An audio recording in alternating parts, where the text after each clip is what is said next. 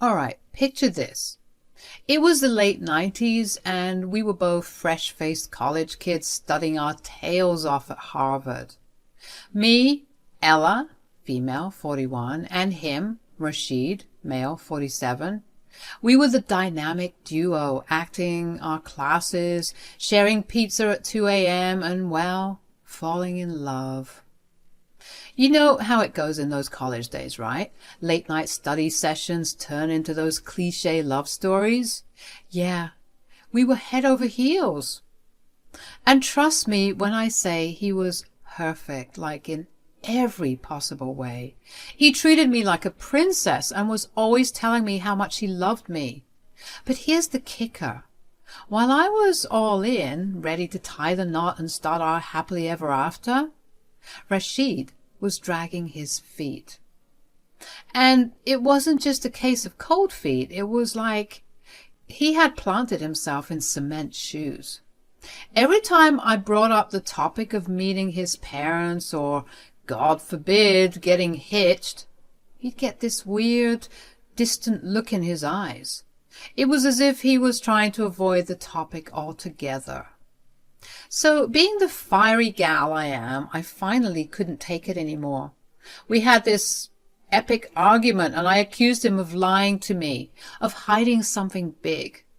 Let me tell you, folks, that was the moment things went from 0 to 100 real quick. Ella and Rashid are sitting in their cozy living room, sipping on cups of tea. Ella looks at Rashid with a mixture of curiosity and frustration. Hey, Rashid, can we talk about something? Yeah, sure, Ella. What's on your mind? It's just that, well, we've been together for years now, and I can't help but wonder why you've been acting so weird about getting married and why I haven't met your parents yet. Rashid shifted uncomfortably in his seat. Ella, it's not that I don't want to get married or that I don't want you to meet my parents. It's just what, Rashid? You've been avoiding this topic for ages. It feels like you're hiding something. After some dodging, he finally said, Okay, fine. I've been keeping something from you, and I didn't know how to tell you. The reason I haven't introduced you to my parents and haven't proposed is because they don't know I'm marrying an American woman. What the frick? What does that even mean? What? Are you serious, Rashid? How long were you planning on keeping that from me? I know, Ella, it's not fair to you, but my parents have these traditional expectations. They want me to marry someone from our culture. They don't know I'm in love with a black girl. Wow, 3 years? And your parents don't know me? I was 25 at the time. I know, it's awful, I'm sorry. They want me to marry someone of Arab descent. They're strict about it and pretty racist, and I didn't know how to break it to them. So, you've been hiding me? Is that it? Hiding our relationship because you're afraid of what they'll think? You're supposed to love me, even in the face of your racist a-hole parents. I didn't want to hurt you, Ella. I love you so much, and I didn't want to put you in this position. Rashid, I don't know how I feel about this. I love you too. But this changes everything. Marrying into a family with such strict values? I'm not sure I can handle that. Ella, please don't leave me over this. I'll talk to my parents. I'll do whatever it takes to make this work. I can't imagine my life without you. Rashid, I need some time to think.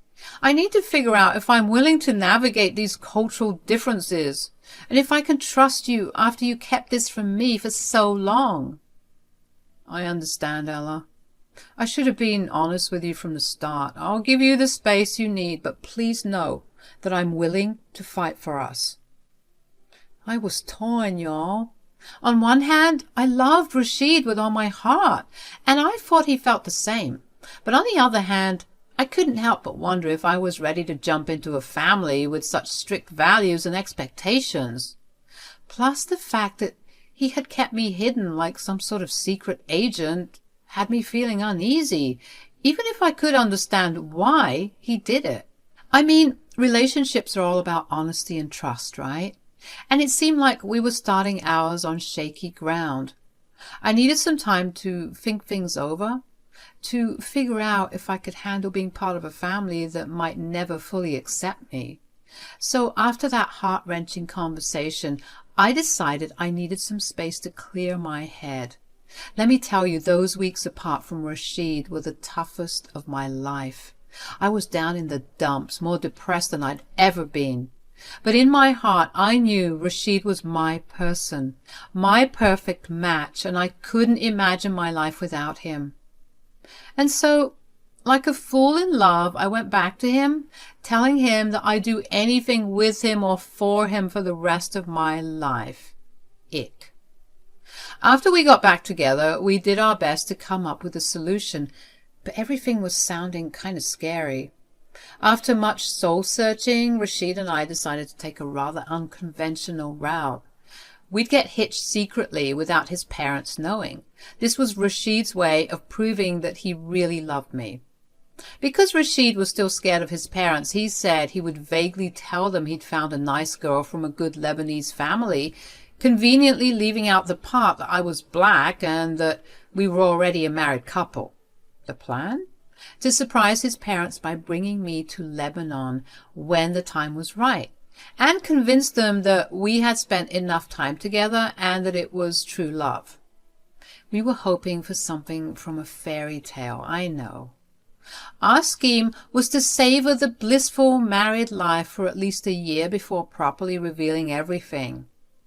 The grand finale was to fly to Lebanon and drop the bombshell on his parents. If they couldn't accept us, Rashid would reveal that we were already married and insinuating that it was all too late and that he loved me enough to risk disgracing himself. It all sounded like a brilliant plan at the time. Now, you might be wondering how I agreed to this. Well, let's just say Rashid was quite the persuasive guy when he has his mind to it.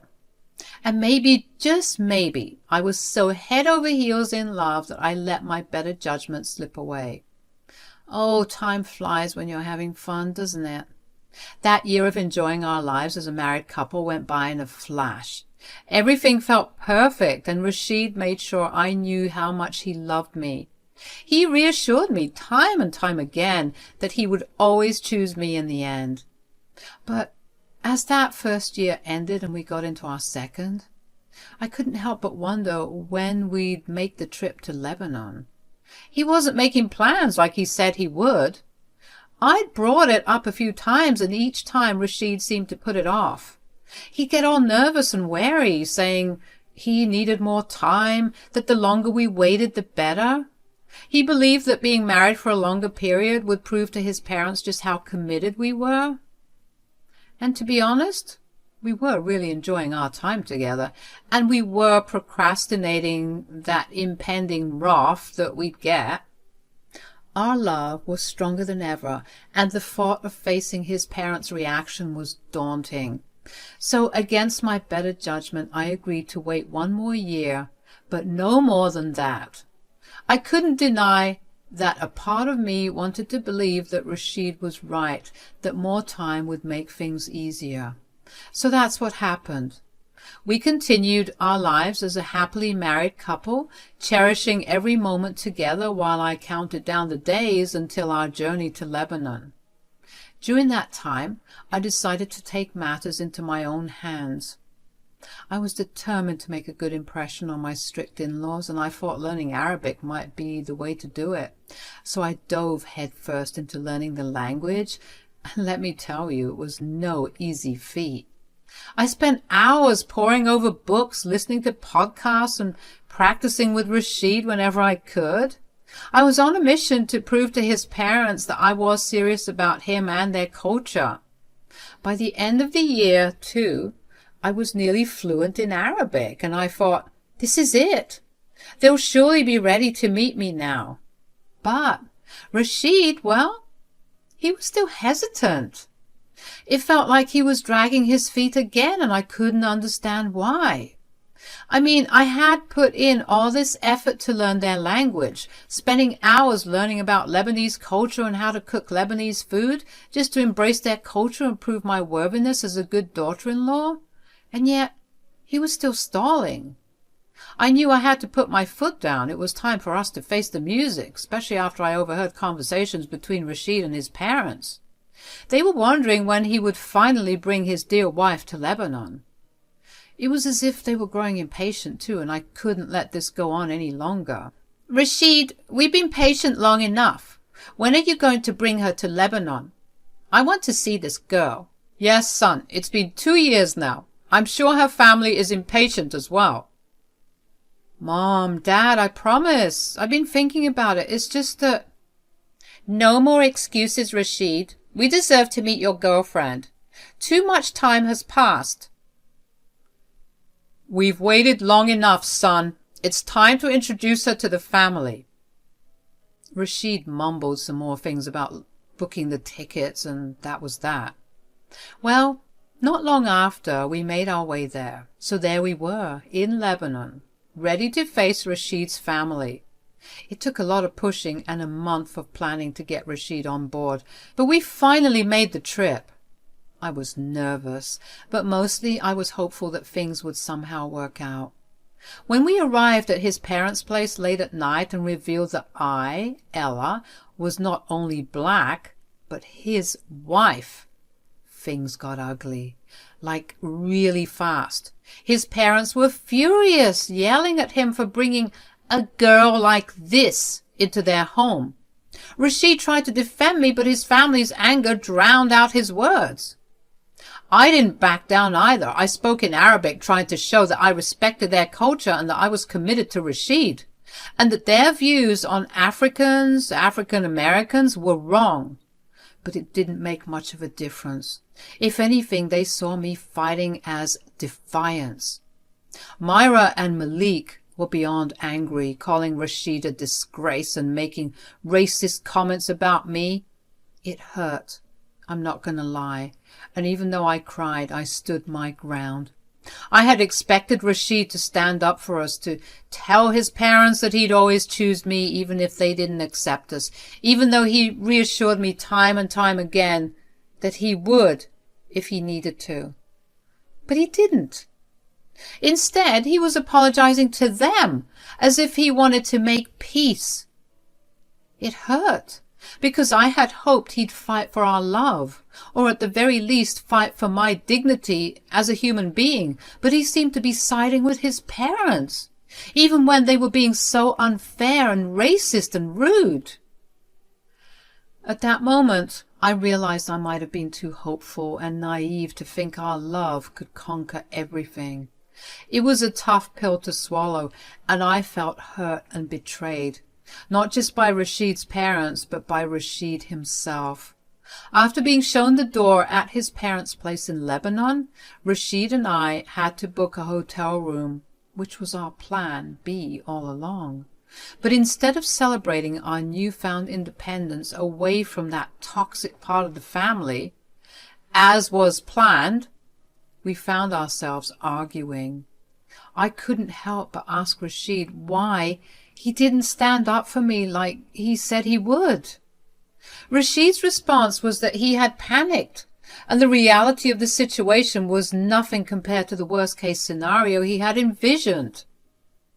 He argued that it wasn't fair for me to put all this pressure on him because, after all, those were still his parents. We had some heated exchanges, but eventually, as always, we made up. I think it was partly because a few days had passed and I depended on Rashid to help me navigate my way through Lebanon. We patched things up quickly and decided to return home to America. Back in the U.S., Rashid told me that he couldn't cut off his parents because he respected them too much. He wanted to try and mend things and get back in their good graces eventually. Our marriage was a bit rocky after the whole Lebanon ordeal, but Rashid tried his best to prove to me that he was serious about us. He was consistent, showing his commitment day after day, and that eventually convinced me that one day his parents would come around. 2 more years slipped by, and I was getting pretty antsy. I'd wanted to start a family, but I couldn't wrap my head around bringing kids into the messed up family drama we had going on. I told Rashid how I felt, but he just kept dragging his feet, making empty promises about talking to his parents. Every time Myra and Malik called, it was either to ask if he'd kick me to the curb or to give him an earful for supposedly disgracing their family. I tried to get him to see that some folks were beyond saving, and he needed to cut ties with them, but he clung to hope, thinking he could patch things up with his family. Then came our mother of all arguments when I turned 36. I was fed up and felt like we couldn't wait any longer to start a family. Rashid, we need to talk. We can't keep putting this off. Ella, can't we just... No, Rashid, we can't. I'm turning 36 and I want to start a family. We've been through so much and I can't wait any longer. Ella, you know it's not that simple. My family, my reputation. I get it, Rashid, but we can't keep sacrificing our happiness for their approval. Some people like your parents might never come around. We need to make a choice. You just don't understand, Ella. You're not worth ruining my life for. Let me tell you, that crap right there, that hit me in the gut. He looked like he regretted saying it, but he wasn't remorseful enough to apologize. Rashid, I thought we were a team, that we'd face this together. I'm just so frustrated and I don't know what to do anymore. We need to figure this out, Rashid, for both of us. I can't keep waiting in this limbo. But in the meantime, I can't be here right now.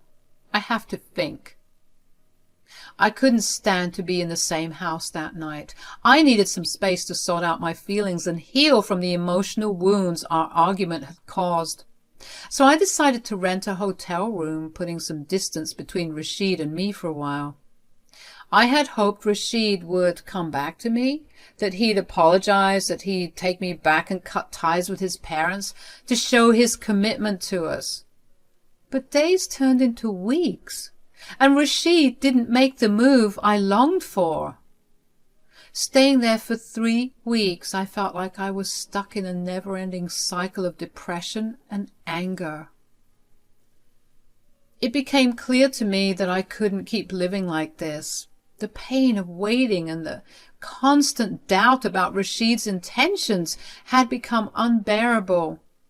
One day I made a tough decision that would change everything. I managed to get my hands on divorce papers and I filled them out. I decided to leave them in our house when Rashid wasn't even home to avoid any confrontation. Deep down, I knew he had a way of talking his way back into my life. So I left those divorce papers along with the engagement ring he had given me. It was a heartbreaking choice, but I knew it was time to move forward, away from all the nonsense and drama. After I left those divorce papers and my engagement ring in the house, Rashid returned home from work and he was blowing up my phone. He sent me hundreds of text messages begging me to take him back. It took every ounce of strength in my being not to call him back, not to open the doors of communication again. I decided to handle communication through my lawyer because I couldn't bear to face the man who had caused me so much pain. Rashid continued to plead and apologize, thinking that if he could appease me, I would change my mind. The divorce went somewhat smoothly and quickly because Rashid believed that I would eventually come back to him, so he was quite lenient with a lot of things. But a whole year passed after the divorce and I was still avoiding him. Rashid began to panic, realizing that I was being serious and that he actually needed me in his life. But I no longer wanted him. The wounds were too deep, and the pain he had caused was something I couldn't easily forget or forgive.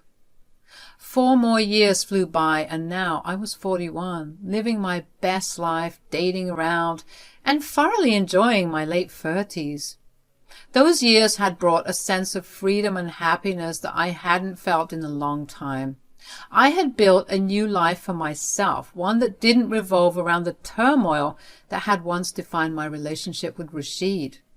Then, out of the blue, my peaceful world was disrupted. My inbox was flooded with emails from unrecognizable addresses. At first, I didn't pay much attention to them, but they kept coming. I didn't want to think ill of my ex, but honestly, I wouldn't put it past a man to continuously harass a woman he was obsessed with. So eventually, my suspicions of Rashid being behind this sudden dose of harassment were right. Eventually, Rashid managed to get a hold of my new phone number, and that's when fear started creeping in. I couldn't help but wonder how he had managed to find my number, so I asked him about it, and it wasn't pretty. His response sent a shiver down my spine. "Ella, how could you ignore me for all these years? What happened to 'till death us do part'? You're selfish, you know that?" "Rashid, we both know that this was gonna go nowhere if you keep supporting your racist family. I respected myself enough to leave. Why can't you appreciate that I needed to do what was right for me?" "Right for you? What about what was right for me? You never understood me. You thought that I could just up and leave my family for you?" "Rashid, how did you even get my new number?" "I have friends in high places, Ella. Friends who can find out a lot more about you if I want to." At this moment, I knew that the perfect Rashid I knew was long gone. I guess all those years without me took a toll on his mental health. He just couldn't handle that he no longer had a hold on me. "What are you trying to say, Rashid?" "Just remember, Ella, I can easily find out where you live and have some not-so-nice things done to you if you test my patience." "What do you want from me, Rashid?" "I want you to come to my place. My parents, well, they still think we're married." When Rashid dropped the bombshell that he hadn't told his parents about our divorce, I was utterly shocked. I couldn't believe he had kept something so significant from them for all these years. I was even surprised because I thought they would be glad to know that Rashid and I split up. He said he was too embarrassed to admit that it was me who had initiated the divorce. He claimed it would bring even more shame to his family because it turns out that they believed it was a disgrace for a woman to divorce a man. Typical. Then came his proposal. Rashid said that he would pay me to pretend to still be his wife, as his parents were finally coming around to the idea of me being part of the family after a whole decade, and they wanted to throw a party to celebrate. I was scared, not just because of what Rashid might do if I didn't comply, but also because I knew I had to get as far away from him as possible, and ensure it stuck this time. So reluctantly and out of fear, I agreed to be part of his lie.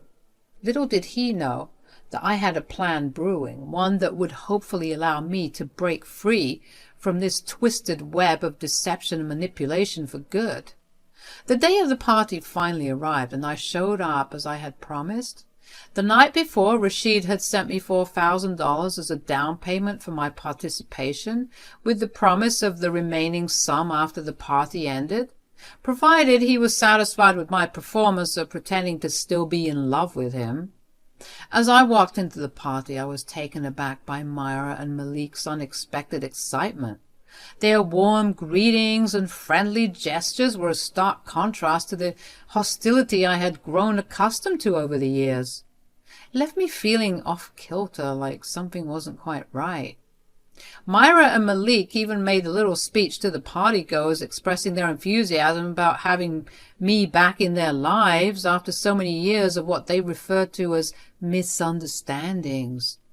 But I couldn't help but be skeptical. After all, nobody just turns around like that out of the blue without a hidden agenda. After the party had gone on for some time, Malik and Myra pulled me aside and showed me their true colors. "Look here, little girl. Just because we said all that crap about you on stage doesn't mean we mean it." Wow. Why does none of that surprise me? "How dare you talk back at her? You're nothing compared to her, you useless little—" "I don't care what you think about me. You two are horrible."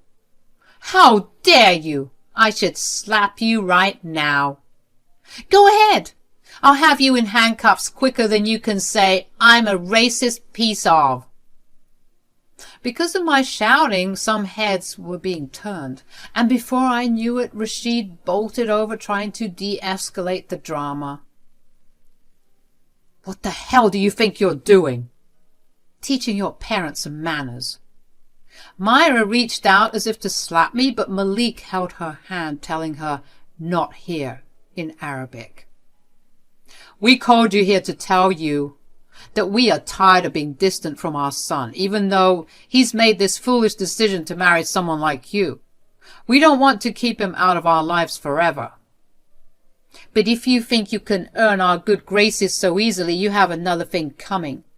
To please us, you have to pay off our mortgage. Excuse me?